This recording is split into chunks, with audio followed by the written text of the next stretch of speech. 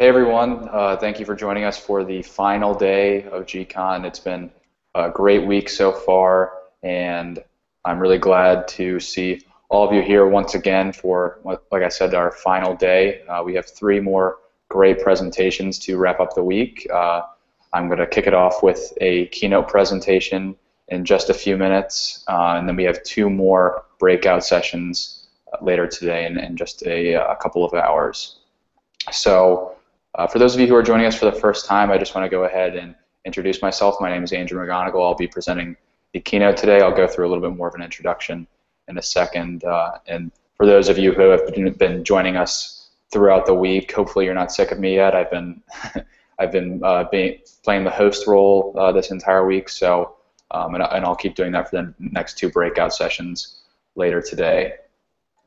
Before I get started with the keynote presentation, there are just a couple of notes that I wanted to touch on before we get started. So once again, we're going to be using two of the Hangout on Air apps. So we'll be using the Showcase app to provide you with a couple of links that are easily accessible on the right-hand side of your screen. That'll take you to the attendance form that'll be available at the end of the presentation. And then there will be a couple of links to our other breakout sessions today as well. And we're also using the Q&A app to ask questions. So if you have any questions about this presentation or anything related to Gmail or managing Gmail, feel free to submit them in the Q&A app, which is also on the right-hand side of your screen. And if you have trouble finding that, you should see a little square icon at the top of your screen inside of the Hangout on Air window. It's a little square with a couple of other squares inside of it, and if you click on that, you should be able to switch back and forth between the Showcase app and the Q&A app. So please feel free to submit as many questions as you like, and we'll do our best to get to them at the end of the presentation.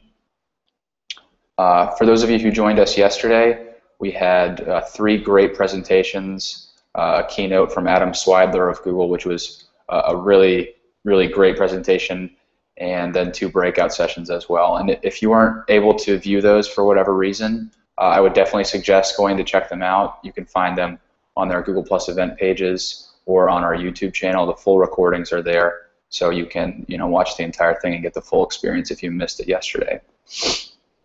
And with that, I think I'd like to go ahead and just start the presentation for now. So if you just bear with me for 1 second, I'm going to go ahead and show my screen,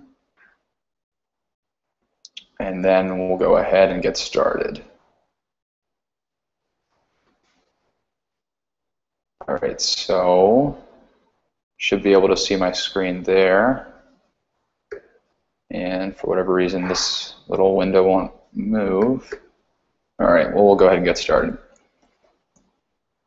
All right, so today's keynote presentation is about how to hate your Gmail inbox a little bit less. I know Gmail can be a really big frustration point for those of you who are perhaps new to Gmail, or even if you're not, sometimes it can start to be a huge problem for some of us. So just a little bit about me before we go ahead and get started with the presentation. I manage the Google Guru website, and I've been doing so since early 2013. I've presented several online training classes to Google Apps audiences. Some much larger than this, some smaller than this, and I've also produced hundreds of training videos about Google Apps, and then a specific comprehensive Gmail training course for Gooru University. And if you're interested in checking that out, you can go to googleguru.com/Gooru University to find that. So into the presentation now. Some of these reactions may look a little familiar to you. I know Gmail can be a huge source of frustration, specifically inbox overload, because sometimes it feels like no matter what you do, you can never get things under control. Messages keep coming in, they keep stacking up, and you can never really get back to inbox zero, as some people like to call it. So we're going to give you some tools during this presentation to help you clean up your inbox if you already are feeling overloaded, and then some tools to make sure it stays clean along the way by being proactive. So for today's agenda, we're going to talk about first how you can choose the right Gmail inbox for you. Then we'll move on to some automation and organization tools inside of Gmail. We'll also touch on some of my favorite advanced options for Gmail. So those are some Gmail tools as well as some third-party tools as well. And then lastly, we'll wrap up by talking a little bit about what Google Apps administrators can do to help enable success for their users in Gmail. So let's get right into it. So choosing the right Gmail inbox. If you are just now setting up your Gmail inbox, or maybe you've been on Gmail for a while and haven't really played around with it yet, Google actually provides 5 different options for setting up your Gmail inbox with a varying degree of customizability. So you can see the 5 here. They are default, important first, unread first, starred first, and priority. So we're going to spend the majority of our time today on default and priority, but you should definitely be aware of all because some of the other 3 can fit specific use cases for people.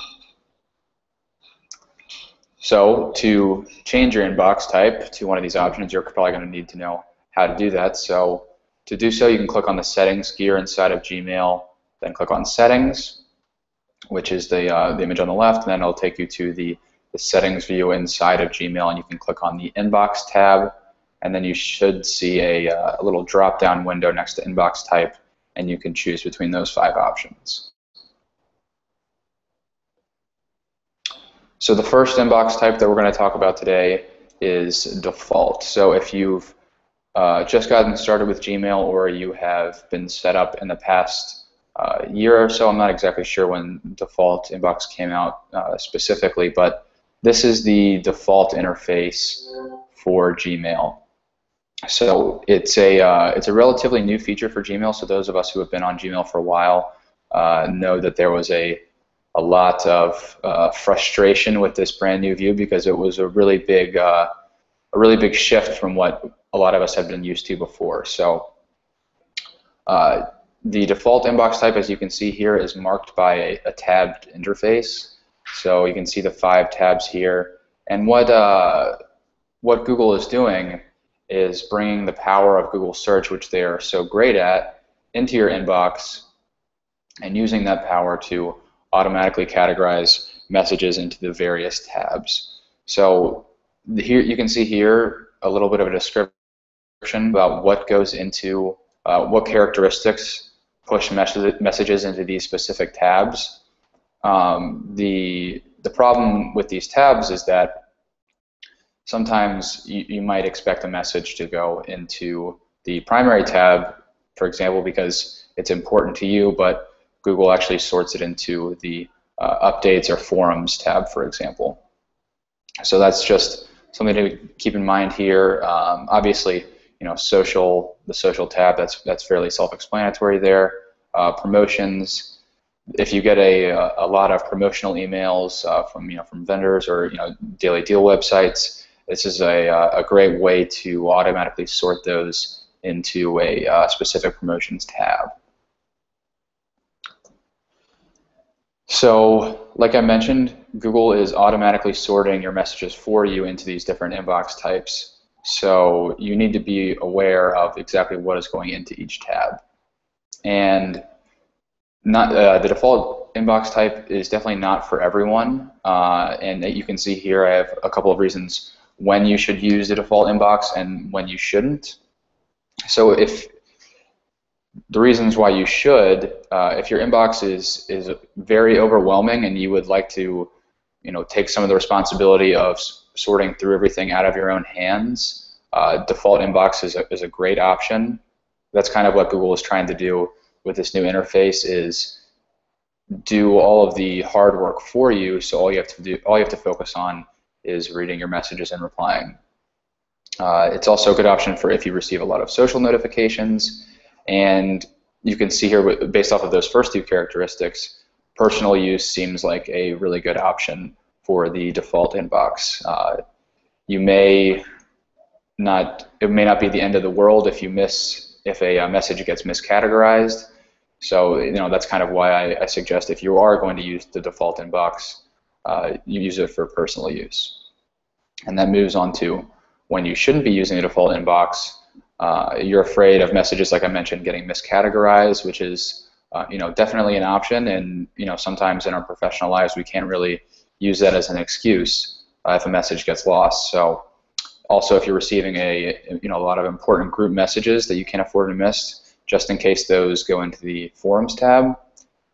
So you can see that professional use is probably not the best option for the default inbox, because you really need to be responsible in your professional life for what messages are coming into your inbox, and you can't really afford to have something get lost in there.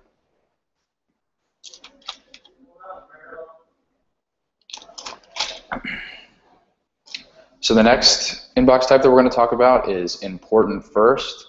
So from here on out, these inboxes are going to look significantly different than what we just looked at. So important first, as you can see here, creates a separate inbox at the top of your screen that is just important messages, segmented away from all of the other conversations in your inbox. So Google, just like its sorted messages in the default inbox, Google helps to designate which messages are important for you. So you can see some of the characteristics on the right-hand side of your screen.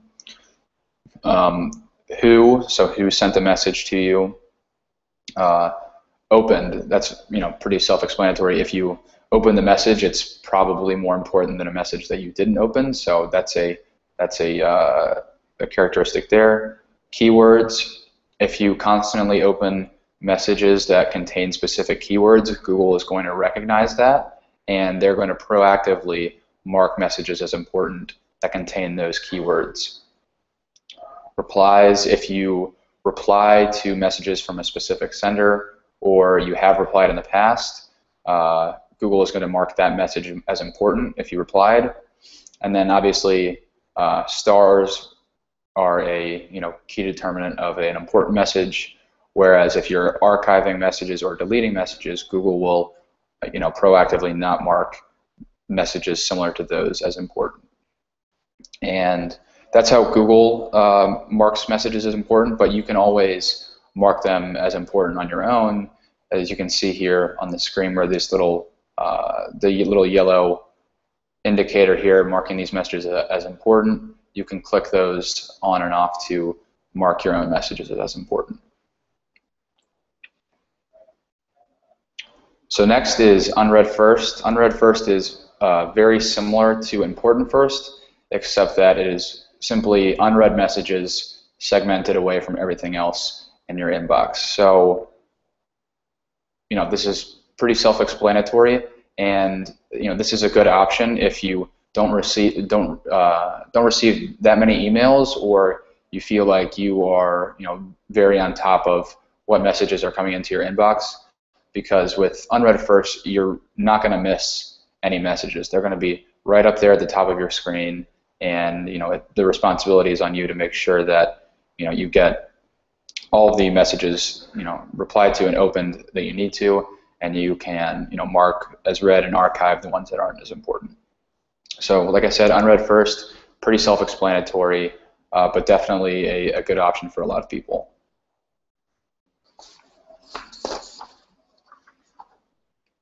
Next is the starred first inbox. So just like unread first, starred first is pretty self-explanatory. This is going to move any message that you star out of the everything else section and into that top inbox at the top of your screen. So these can be important messages, these can be read messages, they can be unread. Doesn't really matter exactly what they are, just as long as they have a star. So you can use these, the star indicator, to simply mark messages that are important to you, or you could kind of treat this as a follow-up inbox. So if you have already read a message and you want to get back to it because you haven't replied yet, you could use the star function to move that up into a more high visibility location in your inbox, so you don't forget to come back to it later. And lastly, priority inbox, like I mentioned, we're going to spend more time on this because this is definitely my favorite option inside of Gmail. So you can see here we actually have 3 separate inboxes here, not including the everything else section that is a little bit off screen that you can't see here. So in this case, we have an important and unread section, a starred section, and an unread section. So what Priority Inbox does is it brings the power and the functionality of the 3 inboxes that we just went over into one, and it allows you to add as many as 3 separate sections, not including the everything else section of your inbox. So this is a really powerful tool in Gmail, and it's probably one of my favorite tools inside of Gmail because it allows for so much customizability for completely different types of users. You can, whatever way is the way you feel you can best manage your inbox, Priority Inbox will allow you to do that. So you can leave starred messages at the top, important and unread below that, all of your other unread messages below that, and then you just have your everything else section. So like I mentioned, ton of customizability available for you there. It does take a little bit of time to set up, but once it is set up, it really is a great option. So with all that being said, here are a couple of reasons why you should be using Priority Inbox.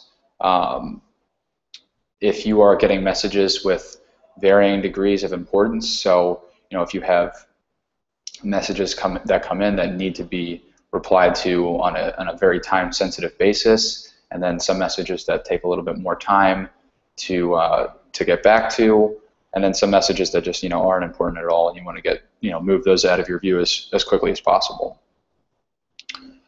So that kind of fits perfectly with what we're looking for as a as a professional, and because it does give you all of that customizability that I mentioned before. So Priority Inbox really is the perfect option for professional use, and if you don't mind taking the time to set it up for personal use, it's a great option there as well. And a couple of reasons why you shouldn't be using Priority Inbox, if the 3 inboxes that we just covered, important first, unread first, or starred first, if any of those already takes care of what you're looking for in an inbox, then there's really no need to do any more management with Priority Inbox. You're happy with the way way you're doing things already, so those inboxes already kind of take care of it for you. And there's even more you can do with Priority Inbox, and I'm going to show you exactly what I mean in just a few minutes.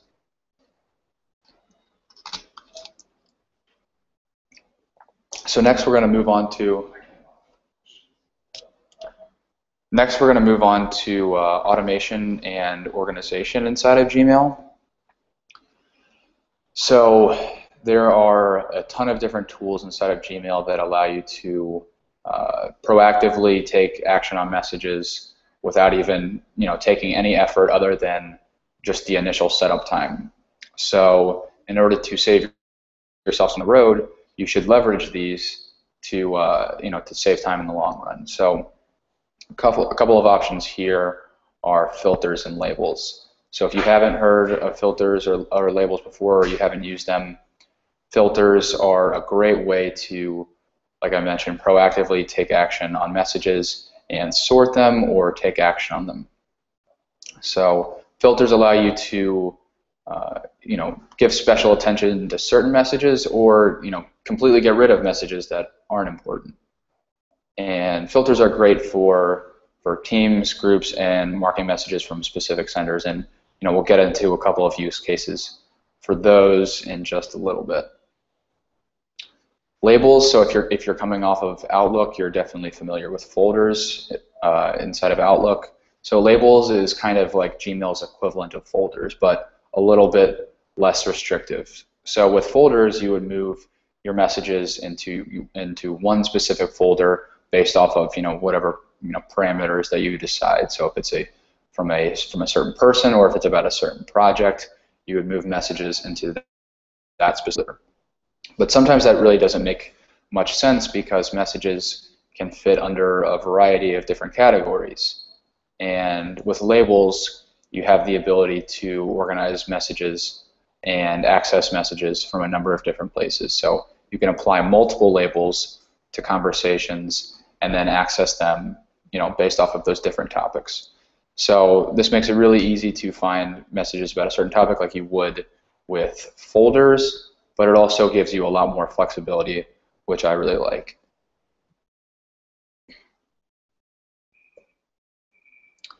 So to start setting up a filter inside of Gmail, the best way that I've found to do it is from the search window at the top of your screen. So, obviously the majority of us are familiar with the search window in Gmail, so you can search for messages. And if you're really a power user, you're probably familiar with some of the search operators. But this drop-down menu here inside of search makes it really easy for people that aren't familiar with search to leverage some really powerful searching options. So if you wanted to set up a filter for a specific type of messages, I would definitely look into using the drop-down window from the search menu. So you can see here I have just kind of a sample option for filtering messages. So if I wanted to proactively mark messages from let's say GuruVideos.com and messages that were sent to marketing@GuruVideos.com. So this would be a situation where a supervisor was sending messages to a group, and those are typically fairly important. So you want to make sure that those are messages that you never miss. So then you can see at the bottom of the window here it says create a filter with this search. So you'll click on that link, and instead of just searching for messages with these parameters here, you'll go ahead and create a filter using that search. So you have several different options here to take action on these messages. And it varies from, is this message important or is this message not important at all? So if the message isn't as important at all, you can archive it or even delete it. And if it is important, you have a number of different options there to make sure that you never miss it. So in this case, you can see that I'm applying a label to it, and so that label is marketing-important. So that makes it pretty easy to tell that these are messages that I need to pay attention to and not miss. And I also clicked the option here to always mark it as important. So when you're done, you can go ahead and create a filter using that search, and also apply a filter to previous conversations that may fit that criteria. So that kind of takes me to the next point where we can pair filters, labels, and priority inbox. So using that search term that we just created, turning it into a filter, and applying a label, you can see that I'm proactively organizing messages into a specific label. So with priority inbox, you're not actually limited to just sorting messages based off of important or starred or unread. You can also apply labels to messages and create an inbox with just that specific label. So you can, hopefully you can already start to see just how valuable that is, because I can make sure that, in the use case that we just went over, I can make sure that I get all of my messages from, from a boss or a supervisor or from an important client right into a inbox at the top of my screen so that I never miss it.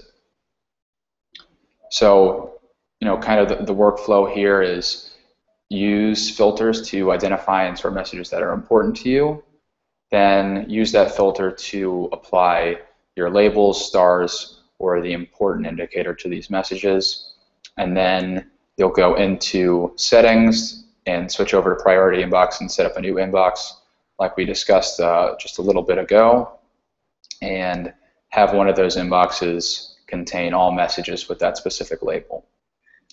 So I mentioned the kind of the boss, supervisor scenario, a couple of other use cases for labels that I actually use. This one here at the top, follow-up. So you can, let's say you have a message that comes into your inbox that you really need to reply to, and you want to make sure that you don't forget about it. You can manually apply a label, and that will actually move the message from let's say the unread section into the follow-up section. So you'll create a label that says follow-up, and then you'll go into priority inbox and say all messages with the follow-up label go into this inbox. So that's a great tool there.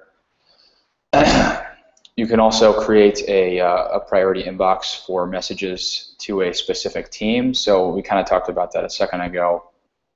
All messages that went to marketing at Gooru Videos could go into a specific inbox. So those are messages that I know may not be specifically to me, but if we're sharing a lot of information with our team, that's kind of a place that I like to go back to and read through messages and and see exactly what I'm missing. And like I mentioned, messages from bosses or clients is also a great option for priority inbox. So here's kind of a look at priority inbox again, kind of how that looks. Like I mentioned, there's plenty of different ways to set it up. I really like the follow-up option. You can kind of get the same functionality by creating a start inbox with priority inbox, but the follow-up label is really nice because it gives you just that little bit extra bit of customizability.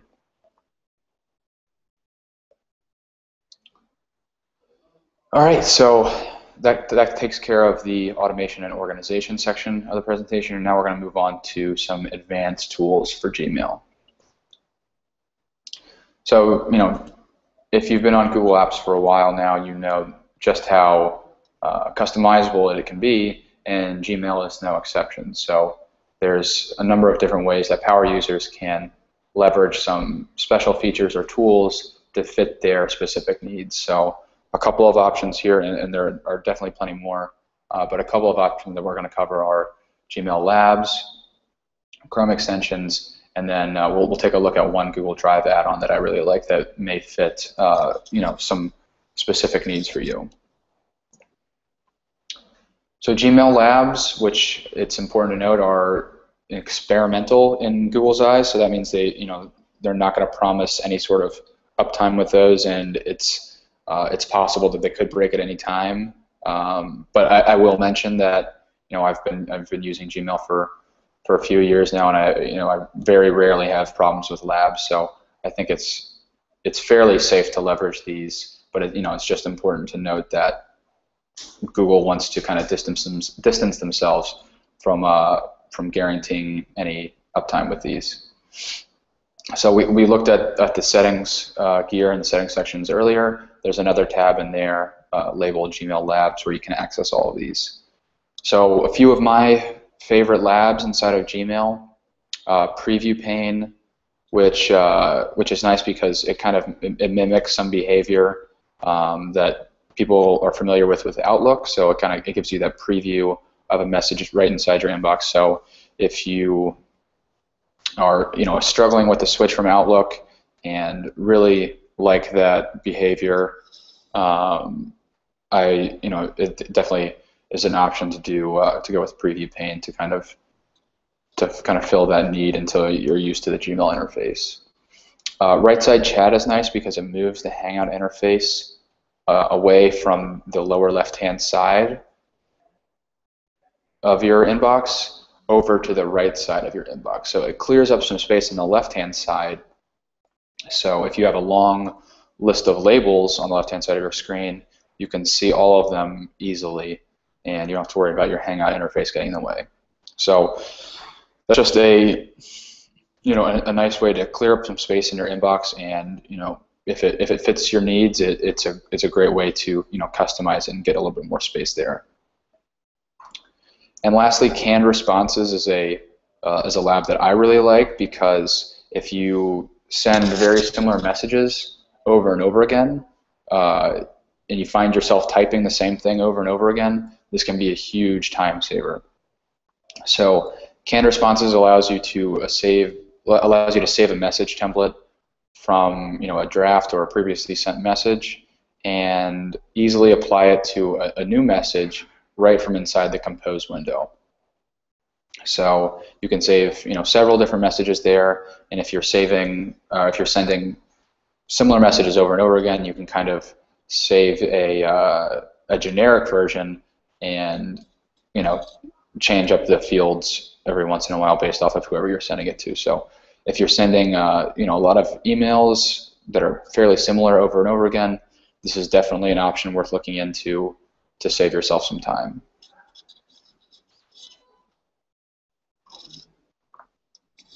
Chrome extension. So hopefully the majority of you on the Hangout today are familiar with Chrome extensions. If not, they're installable through the Chrome Web Store. There's paid options for Gmail to add some features, but there's also a ton of free options that allow you to add features to Gmail. So don't feel obligated to that you're going to end up paying for all these features, because a lot of them are free and give you a lot of customizability and awesome features. So the first one, Gmail offline, is from Google. And one concern that we always hear from people is if you're traveling, you don't happen to have an internet connection, and Gmail is based in the cloud, then how am I going to get access to my emails? Well, with Gmail offline, it will sync whenever you happen to have an internet connection, and when you are offline, it'll allow you to view, compose, and even search for messages right inside of a very familiar Gmail interface. So that's a really great tool for those of you who are traveling a lot and may not have access to an internet connection sometimes. So you can answer all of your emails that you need to, and then as soon as you get connection again, you can just go ahead and send them. Reportive is one of my favorite Gmail Chrome extensions, because if you are hearing from people that you're unfamiliar with over and over again, or you want to learn more about some people, Reportive brings the previously unknown information about those contacts right into Gmail. So it'll pull in their social information, recent tweets or posts on Google+, a lot of really helpful information to help you have the proper context when you're reaching out to someone. And it also helps to let you know if it's the right email address to contact someone. So if you want to make sure that you're not sending an email to someone's personal email rather than their work email, Reportive can definitely help with that.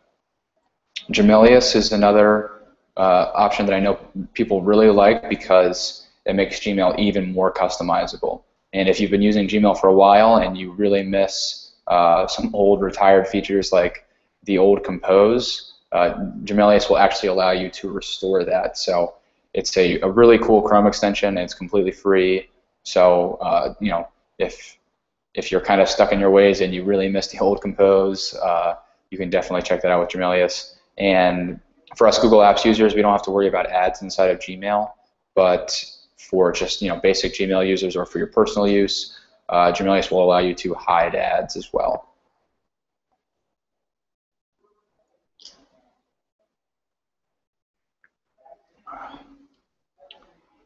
The Google Drive app that I wanted to, or excuse me, Google Drive add-on that I want to talk to you about is this free tool called Merge by MailChimp. So what Merge allows you to do is send mass emails to a list of contacts that you are storing in Sheets using a template from Docs. So for example, you can use some use cases for your professional life. That's those are some pretty easy use cases to find there. But one that I really like, and I think it's a pretty fun example, is if you're sending out a holiday card to family members, instead of writing, having to write the same emails over and over again, you can fill in these merge tags like you see here with names and addresses and even customized comments. So you could create something very personal for someone to fill in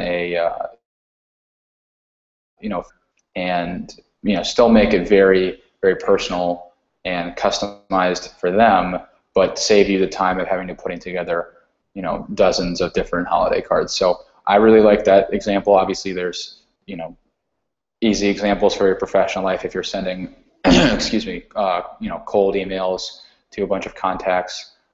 Mail merge, or excuse me, merge by MailChimp is a great option to do that. And you can see on the right-hand side, it does give you some reporting options as well. So you can see how many people have opened your email, what's your standing as a sender. So if people are unsubscribing from your messages, because this is a mass emailing service, so you are required to include some unsubscribe links there, because MailChimp is sending out messages in bulk, so there are some guidelines there. So that's just something to keep in mind. And lastly, today we want to talk about how you can enable success for your end users. So this is directed towards the Google Apps administrators in the audience. It doesn't really matter, where you are in the Google Apps lifecycle. There are definitely tools that you can use to make sure your Gmail users are set up for success early on, and then have success along the way, and are set up for long-term success as well. So a couple of these methods that we're going to talk about are change management for new users who are just getting started with Gmail, and then some key features that you need to enable for your Gmail users, and then ongoing education. So what we always talk about, I think, when it comes to change management, not necessarily just with Gmail, but all of Google Apps, is proactively explaining the differences between whatever your legacy system is and Gmail, or whatever other platform in Google Apps that you're talking about, and explain why Gmail is superior to your legacy system because of these different tools. It's not necessarily trying to offer a replacement for the legacy system, but kind of approaching it as a different way of doing things that can improve productivity and in the way you are working inside of Gmail. So a couple of key examples here, and this is clearly not all of the key differences between the legacy system and Gmail, but these are two of the key sticking points that we always run into. And these are easy ways to show how Gmail comes out on top in a couple of certain ways. Is search instead of folders. So especially if you're coming from a legacy system, your users are probably very used to organizing their messages in folders, and we kind of explained back at the beginning why that's not necessarily always a great option.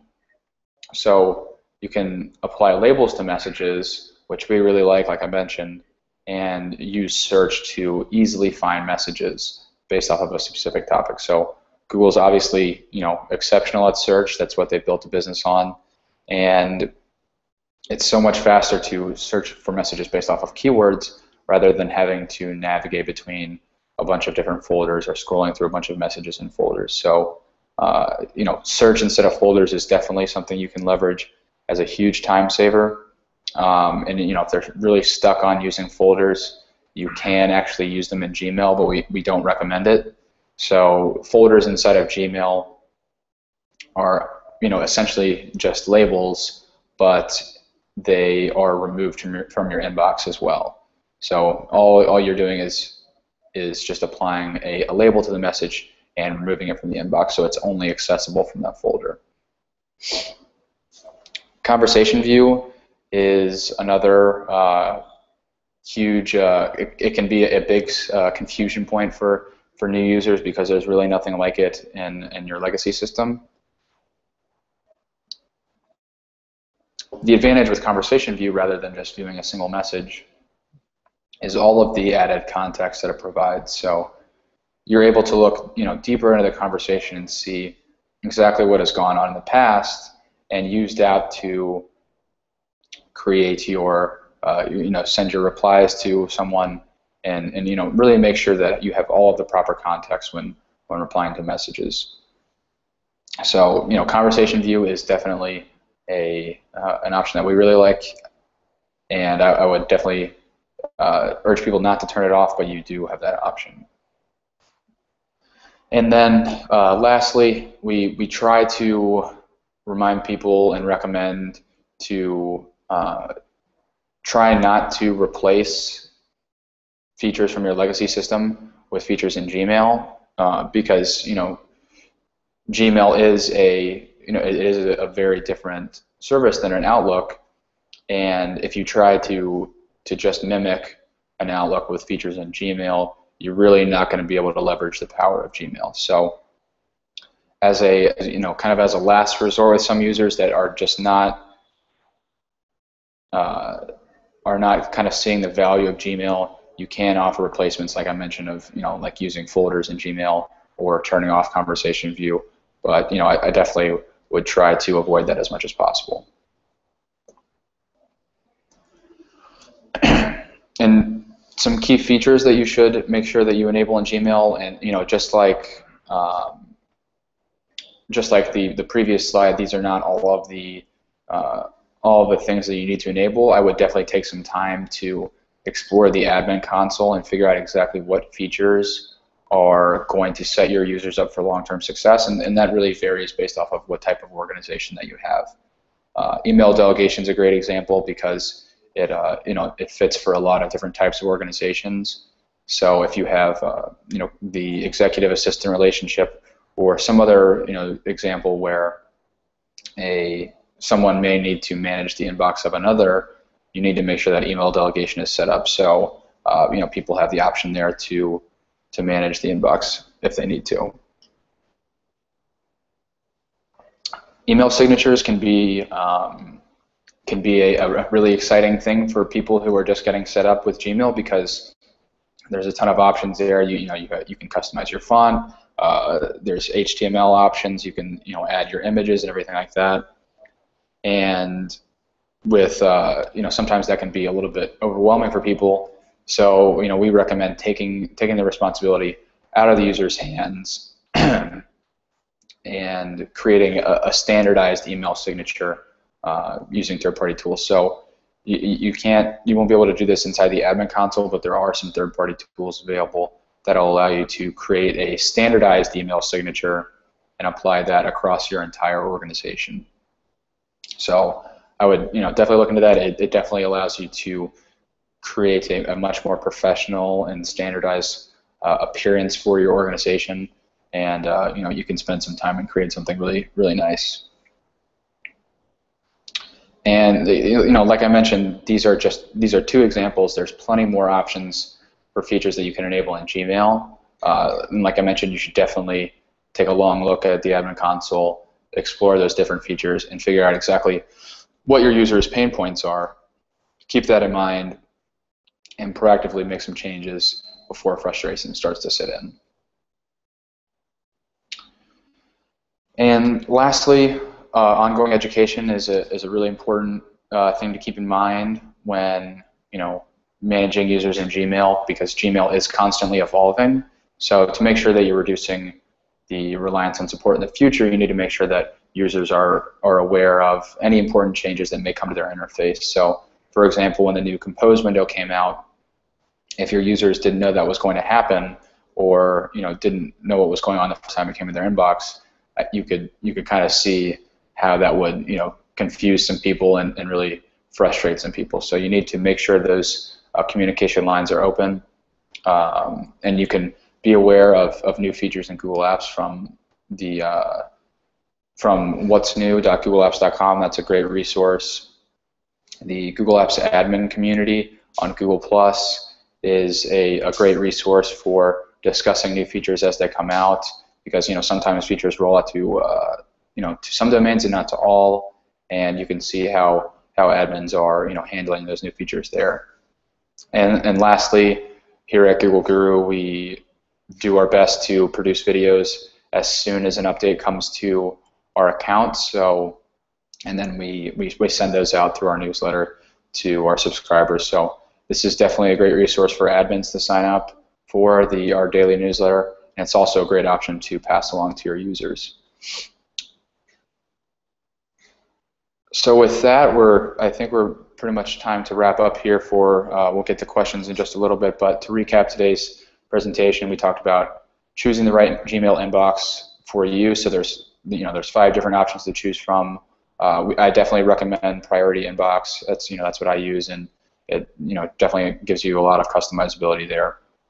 How you can automate and organize your Gmail inbox proactively. So pair filters with labels to take those steps to organize your inbox from the beginning, so you can save yourself some time down the line. And we talked about some advanced tools that you can use to add some really great features to your inbox, so labs, Chrome extensions, and we talked about Merge from MailChimp as an option as a Google Drive add-on. And lastly, we talked about enabling success for end users as Google Apps administrators. So, change management, enabling key features, and ongoing education are 3 major things that you need to keep in mind when managing Gmail and Google Apps. So lastly, we saw some frustrated people at the beginning. Hopefully, after you take some of these changes, you will look a little bit more like this when after you're done setting up your Gmail inbox. So hopefully we can start cutting down on some of that frustration. So with that, I'm going to take a look at some of the questions that we have in the Q&A app. If you have any other questions that I, for some reason, don't have a chance to get to, or you would like to take them off of the Hangout on Air, feel free to ask them in the gCON Google Plus community, or you can email me at guru@guruvideos.com. So I'm going to take a look. If you just bear with me for just a second, I'm going to go over to the Q&A app here and see what I can find. All right. Okay, right off the bat here, will your slide deck be available after the presentation? Yes, I will post this in the gCON Google Plus community. If you haven't joined that already, just search gCON and Google Plus, and you should be able to find that there.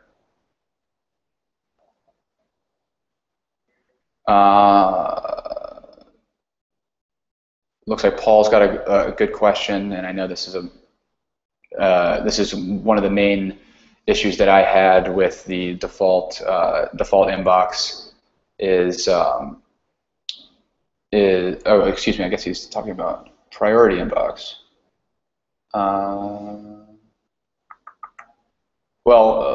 Yeah, I'm not sure.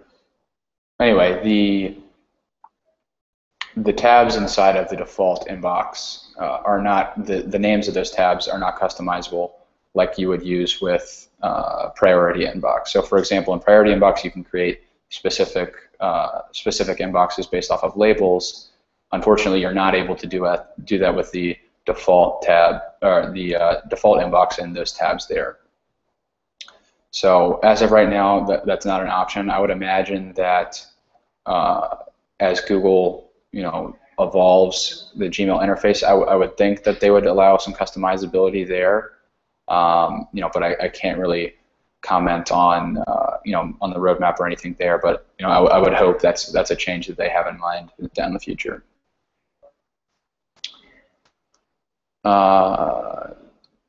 Mentioned the Google Apps admin community on Google Plus. I will post a link to that on this event page, and also when I post this slide deck in the Google Plus, in the gCON Google Plus community, it'll be hyperlinked there, so you'll be able to access it.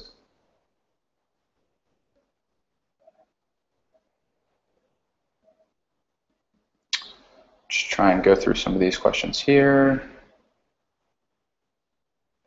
Yeah, it seems like we've got a lot of people asking if you can customize the default tabs, that inbox. Yeah, and like I mentioned, unfortunately, that's just not an option now, but hopefully it will be later on.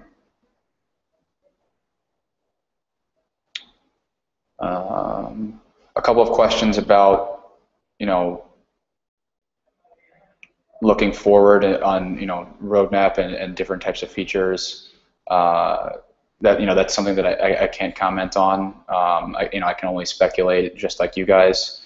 But with customizing the default inbox, I personally think that's something that makes a lot of sense to improve and allow for some customizability.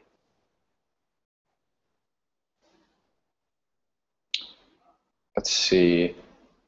Samantha says, isn't it better to just use the search functionality rather than spending time setting up filters and labels?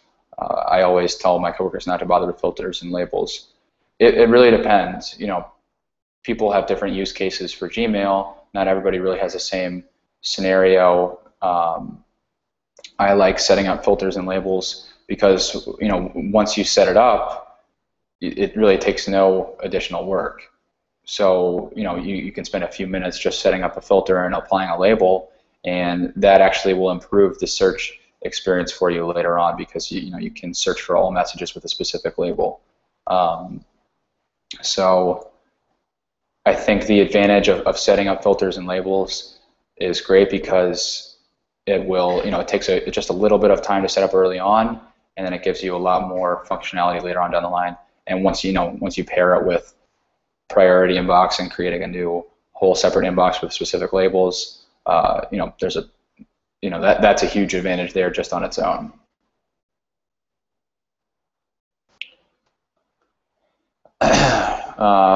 Bear with me here. I'm looking through some more of these questions.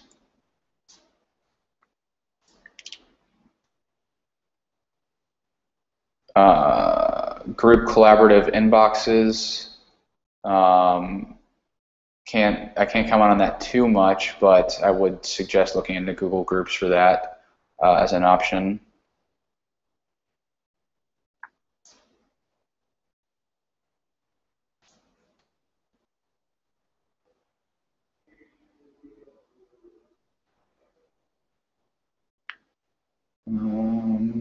Let's see.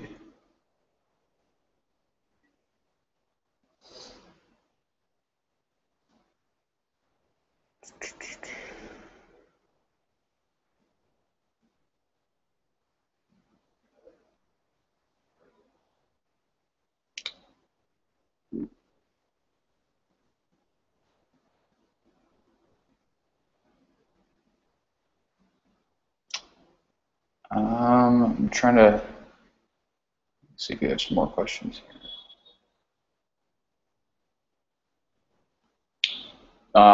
For Gmail off, this is a good question.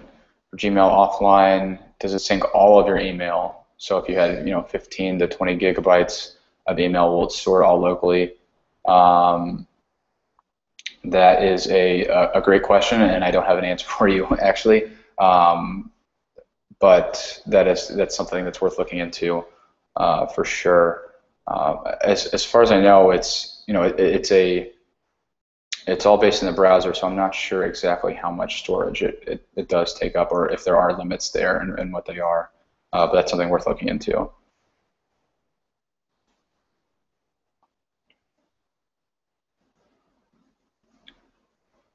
right.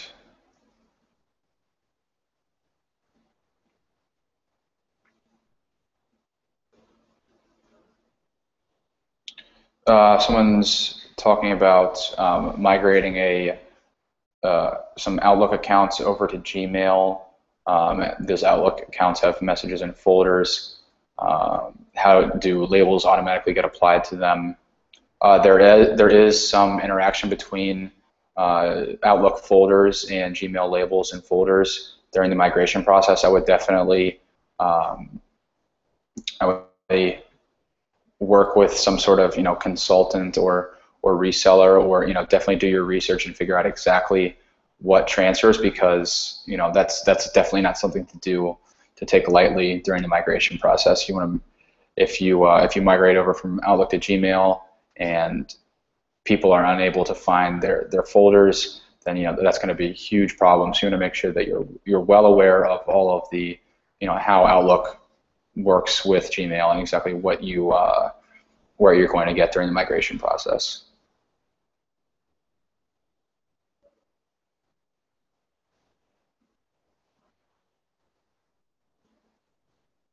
Sam said that they struggle with canned responses sometimes, wiping all the saved responses. Will it ever become a proper tool? Like I mentioned, I can't comment on down the road, but I would be surprised if it turned into a part of the full feature of Gmail. It just doesn't seem like it's a priority for them, and you can kind of tell because it breaks all the time. But when it is working, it is a really good tool for sending templates and creating customized templates.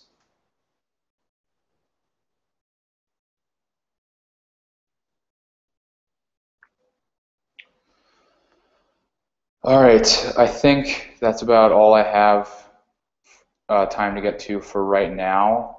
I want to go ahead and make the attendance form available to all of you who have stuck around with me for an hour. Hopefully, you guys aren't too sick of me for dealing with. I think it's been about 9 sessions so far this week. So thank you so much for joining me for this last keynote of gCON. It's been a lot of fun so far, and we still have 2 more sessions to get to later on today. So if you haven't already, please register for those 2 sessions. We have a really awesome presentation from the guys at Virtru.